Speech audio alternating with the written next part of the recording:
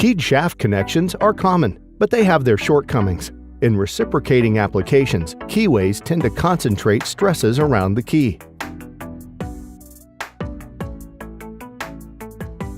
Fortunately, you have two alternatives that offer an even distribution of locking forces. Number 1, the locking assembly installs between the shaft and its mating component.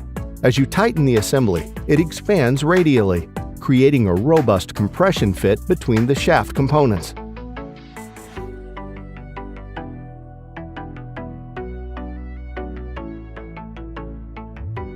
Your second keyless alternative is the shrink disc. Once you place this device over the hub and shaft, simply tighten the locking screws. This draws the disc's outer and inner thrust rings together, compressing the hub tightly around the shaft. Eliminating keyed connections makes a difference in a wide variety of high-torque shaft applications, from packaging machines to cranes and hoists. Learn more about shrink discs and locking assemblies at ringfeder.com.